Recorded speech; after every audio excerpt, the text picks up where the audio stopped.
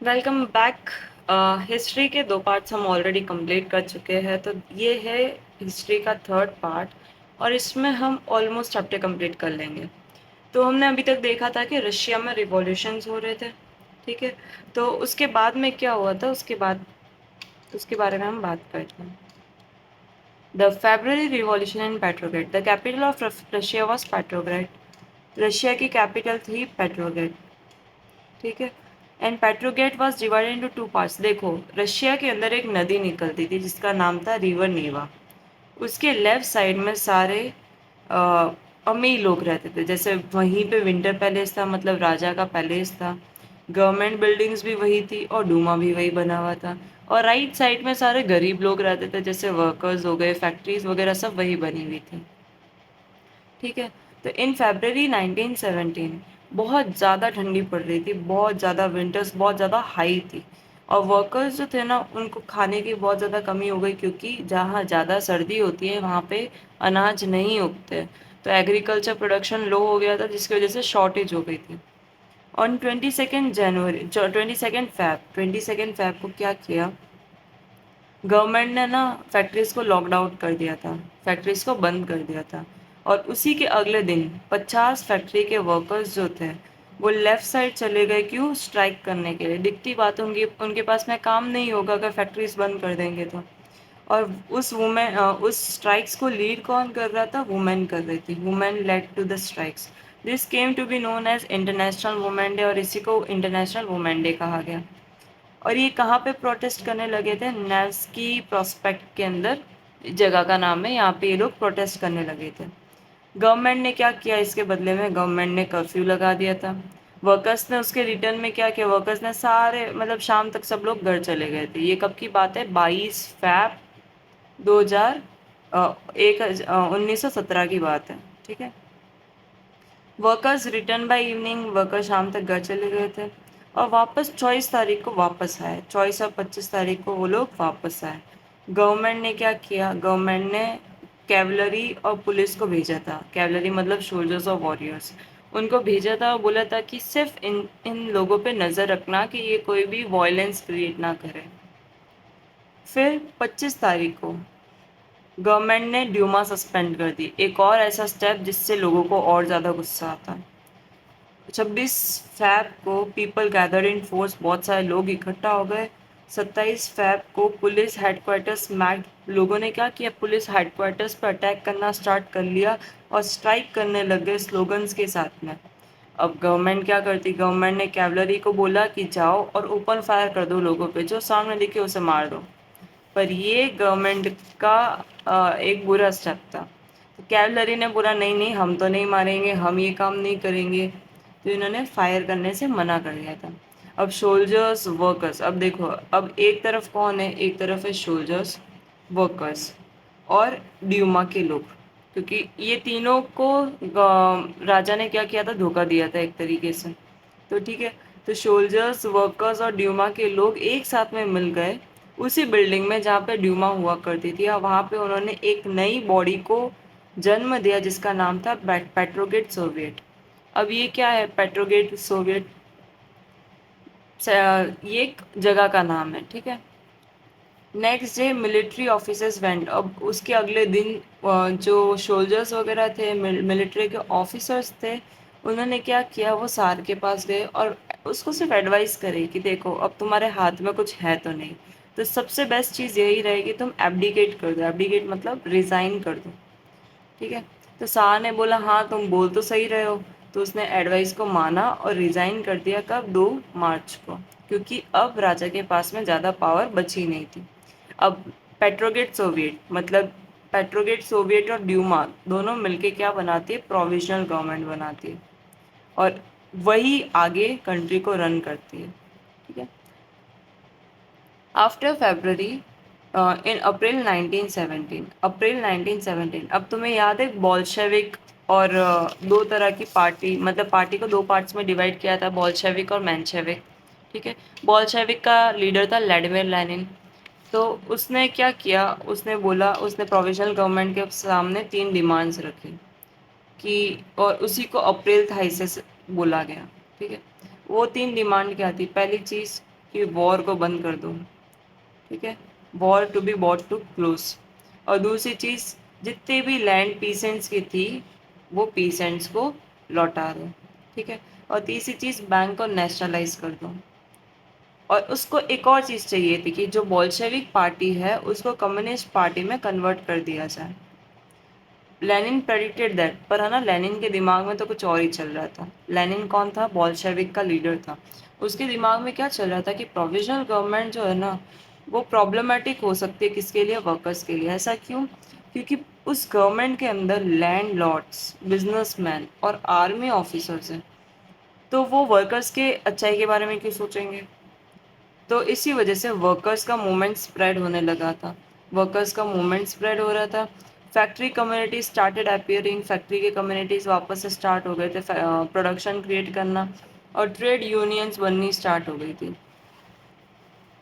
अब जहाँ बोल्शेविक को पता था कि ये सब काम कौन करवा रहा था, ये बोल्शेविक करवा रहा था, तो बोल्शेविक का डेवलपमेंट होते हुए देख रही थी। और प्रोविजनल गवर्नमेंट ने ये चीज़ सोची कि उनकी पावर कम हो रही है, तो प्रोविजनल गवर्नमेंट ने कुछ हार्ड स्टेप्स लेने स्टार्ट कर लिए, जैसे of workers and begin arresting leaders. इनके जो भी वर्कर्स के वो जो काम कर रहे थे, स्ट्राइक्स कर रहे थे या फिर यूनियंस बना रहे थे, उनको रेजिस्ट कर रही थी, उनको रोक रही थी। और लीडर्स को अरेस्ट करना उन्होंने स्टार्ट कर लिया था। बहुत सारे बोल्शेविक लीडर्स तो ना क्या करने लग गए थे, छुपने लग गए थे और उस जगह से भागने लग गए थे। और उसके बाद में आता है रिवॉल्यूशन ऑफ अक्टूबर 1970। जैसे जैसे ये लड़ाई होती गई, किसकी तरफ? प्रोविजनल गवर्नमेंट और वर्कर्स की तरफ, या प्रोविजनल गवर्नमेंट और बोल्शेविक के बीच में जो लड़ाई होने लगी थी, जिसकी वजह से कॉन्फ्लिक्ट बढ़ने लगा था। तो लेनिन, लेनिन कौन था? लेनिन था बोल्शेविक का leader. Thought that provisional government will set up a dictatorship. उसे इतना डर लगने लग गया था कि ये तो एक डिक्टेटरशिप बना देगी, ठीक है। तो लेनिन ने क्या किया? लेनिन ने पेट्रोग्राड सोवियत को अपने तरफ कर लिया। पेट्रोग्राड सोवियत में कौन था? पेट्रोग्राड सोवियत में आर्मी के लोग थे।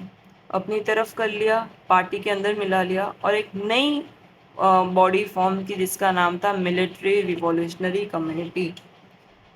और 16 अक्टूबर को ये चीज़ बनी थी, और जिसको लीड कौन कर रहा था? लियोन ट्रॉट्स्की, ठीक है। अब उन्होंने सोच लिया था कि हमें कुछ तो करना है, पर उसकी डेट उन्होंने हाइड करके रखी थी, सीक्रेट रखी थी। और 24 अक्टूबर को इन्होंने रिवॉल्यूशन स्टार्ट कर दिया था। प्राइम मिनिस्टर केरेंस्की ने ऑर्डर किया था ट्रूप्स को कि जाओ और बिल्डिंग्स जो है बोल्शेविक की उसको सीज कर लो, ताकि वो आगे कोई और स्टेप्स ना ले सके। पर एमआरसी मतलब मिलिट्री रिवॉल्यूशनरी कम्युनिटी ने गवर्नमेंट के ऑफिसेस को ही डिस्ट्रॉय कर लिया और मिनिस्टर्स को अरेस्ट कर लिया। बोल्शेविक वॉन द रिवॉल्ट, और बोल्शेविक लास्ट में जाके क्या करते? रिवॉल्ट को जीत जाते। बोल्शेविक जीता मतलब व्लादिमीर लेनिन जीत चुका था। अब उसके बाद में क्या चेंजेस आए? व्लादिमीर लेनिन को बहुत सारे अच्छे चेंजेस चाहिए थे, तो उसने बैंक को नेशनलाइज कर लिया जो उसकी डिमांड थी। बहुत सारी इंडस्ट्रीज नेशनलाइज कर दी थी। Land was declared social property, जो सोशल प्रॉपर्टी मतलब सोशलिज्म उसने ला लिया था वहाँ पे। पीसेंस, मैंने बताया था ना, सिर्फ रशिया सक्सेसफुल हुई थी सोशलिज्म के कॉन्सेप्ट को स्टार्ट करने में, और ये किसकी वजह से हुआ था? व्लादिमीर लेनिन की वजह से। Land was declared social property, land को सोशल प्रॉपर्टी माना गया था, which is socialism. Peasants were allowed to snatch the land of the nobility, peasants को उनकी ज़मीन मिल गई थी नोबल लोगों से, तो पीसेंट्स को ज़मीन मिल चुकी थी। The two show the change, अब यहाँ पे ना चेंजेस शो करने के लिए इन्होंने क्या किया था? न्यू यूनिफॉर्म्स डिज़ाइन की थी आर्मी के लोगों के लिए, कॉम्पिटिशन्स वगैरह रखे थे, ड्रेस कंपटीशन, और उसमें जो डिज़ाइन पसंद आती थी, कंपटीशन में जो जीतता था वो यूनिफॉर्म उन्होंने आर्मी के लिए रख दी थी। जैसे कि सोवियत हैट हो गई, जिसको वो लोग ब्यूडोनोवोका बोलते थे। अब बोल्शेविक एक रशियन कम्युनिस्ट पार्टी बन चुकी थी। कुल मिला के जो जो डिमांड उसने रखी थी वो सारे की सारी फुलफिल हो चुकी थी। अब on November 1917 the Bolshevik conducted the election, अब बोल्शेविक ने इलेक्शन लड़ा, पर हुआ ये कि कॉन्स्टिट्यूशन असेंबली, अब उसको लगता था यार मैंने इतने अच्छे अच्छे काम किए तो लोग मुझे सपोर्ट करेंगे, पर एक्चुअल में उसका उल्टा होता है। They fail to gain majority support, Bolshevik को मेजोरिटी सपोर्ट मिलता ही नहीं है। तो लेनिन को गुस्सा आता है कि यार मैंने इतना अच्छे अच्छे काम किए फिर भी मुझे इलेक्शन में किसी ने जीतने नहीं दिया। उसने असेंबली डिसमिस कर दी, उसने असेंबली डिसमिस कर दी कि इलेक्शन होंगे ही नहीं। ठीक है। Lenin oppose political allies made peace, उसने पॉलिटिकल के रूल्स जो होते हैं, इलेक्शंस के जो रूल्स होते हैं ना, उसको वो अपोज करने लग गया। और जर्मनी के साथ में पीस क्रिएट की, मतलब जर्मनी के साथ में समझौता किया। कहाँ किया? ब्रेस्ट लिटोस्क नाम की जगह पे। और रशिया एक वन पार्टी स्टेट बन चुका था, मतलब कोई भी दूसरी पार्टी एग्जिस्ट नहीं कर सकती व्लादिमीर लेनिन की वजह से। और उसने सीक्रेट पुलिस बिठा दी थी, एक सीक्रेट एजेंसी बिठा दी थी। जो भी बोल्शेविक को क्रिटिसाइज करता था तो वो पुलिस उसे मार देती थी। ठीक है। तो चेक्का फर्स्ट, मतलब पहले उसे चेक्का बोला जाता था, फिर उसके बाद में ओजीपीओ और एनकेवीडी, उनकी भाषा में बहुत अलग अलग नाम है, इसलिए मैंने इसकी फुल फॉर्म नहीं लिखी है, तुम सिर्फ इसकी शॉर्ट फॉर्म याद रख लो। पर हुआ ये कि कंट्री के अंदर, रशिया के अंदर सिविल वॉर स्टार्ट हो गया था उसके बाद में।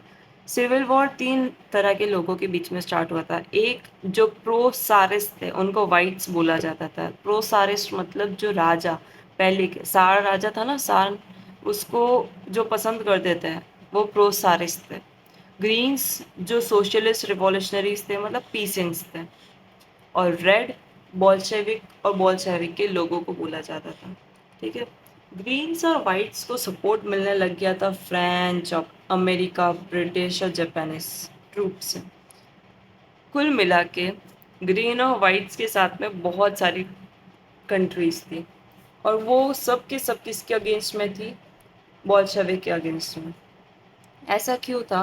क्योंकि ये सारी कंट्रीज जो थी ना, उनको, वो चाहते ही नहीं थे कि रेड जो है वो विन करे, did not want red to win. और वो चाहते थे कि सोशलिज्म कभी आए ही ना रशिया में। अगर रशिया में सोशलिज्म आएगा तो हमारी कंट्री में भी धीरे धीरे आएगा, जिससे हमारी पावर्स कम हो जाएगी। तो by 1920 the Bolshevik control most of the Russian empire. Bolshevik बहुत ताकतवर थी, हालांकि बहुत सारे लोग अगेंस्ट में थे, बट फिर भी उसने बहुत सारे रशियन एम्पायर को कंट्रोल करके रखा हुआ था। और उसने एक 5 ईयर प्लान बनाया था।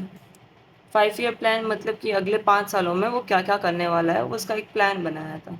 द गवर्नमेंट फिक्स, और उस प्लान के अंदर उसने ऑल प्राइजेस को फिक्स कर लिया था टू प्रमोट इंडस्ट्री, ताकि इंडस्ट्रियल ग्रोथ हो। During the first two plans, दो स्टार्टिंग के दो प्लान्स, मतलब 10 सालों में वो ये चीज़ फिक्स करना चाहता था। पर इसकी वजह से, मतलब ये चीज़ अच्छी करी थी जिसकी वजह से इकोनॉमिक ग्रोथ आई थी। ठीक है। पर हुआ ये कि लेनिन डाइड, मतलब लेनिन लास्ट में जाके मर जाता है, जिसकी वजह से एक न्यू लीडर आता है जिसका नाम था जोसेफ स्टालिन। अब जोसेफ स्टालिन क्या क्या करने वाला है वो हम नेक्स्ट पार्ट में कंप्लीट करेंगे।